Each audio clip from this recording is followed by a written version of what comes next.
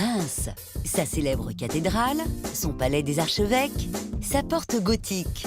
Autant de trésors qui font la richesse de la ville. Et bien sûr, ses crayères.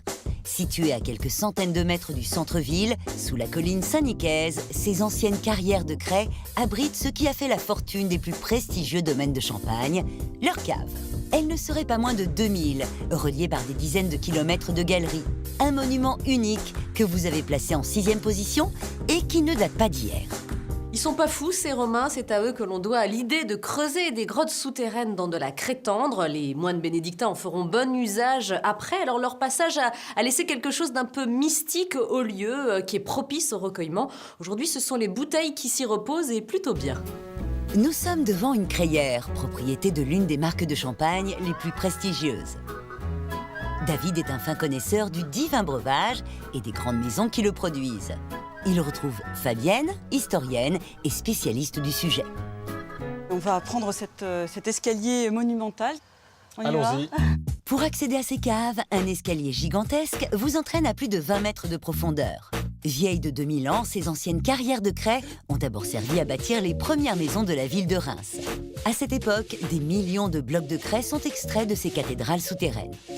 On a calculé que si on utilisait tous les volumes, tous les blocs de craie extraits, on aurait pu construire la pyramide de Khéops. À défaut de construire la célèbre pyramide, cette maison de Champagne a décidé d'y installer ses caves au début du XXe siècle, car les crayères ont des vertus insoupçonnées pour le vin. Ici, eh bien, on a une température constante, hiver comme été, jour comme nuit, autour de 12 degrés. On a une forte humidité, une hygrométrie autour de 95%, essentielle pour justement conserver ces vins. Et puis on a l'obscurité, la tranquillité qui, là encore, est nécessaire à la maturation des vins. Donc on peut dire que la craie est indispensable à la culture de la vigne et à l'élevage des vins. Oui. Et oui, ici on fait de l'élevage de vin comme on ferait de l'élevage d'étalons.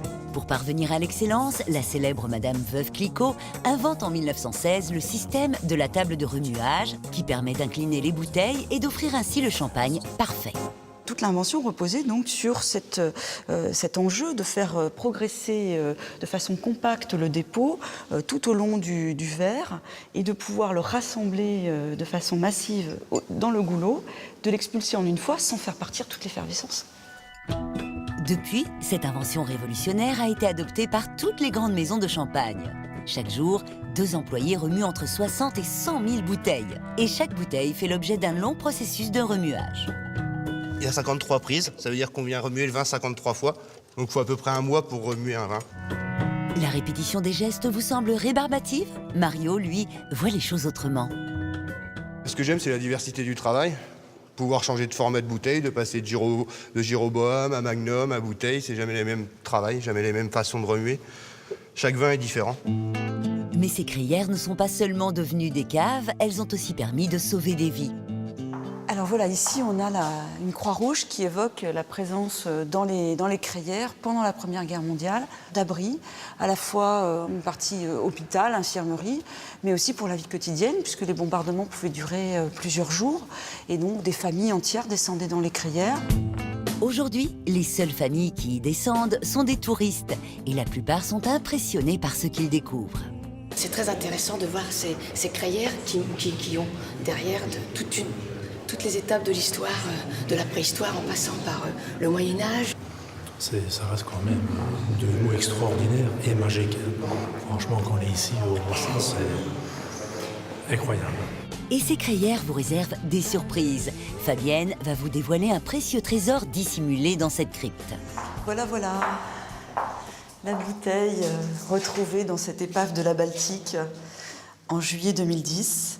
Donc une bouteille de l'époque de Madame Clicquot qu'on a pu dater et authentifier grâce au bouchon.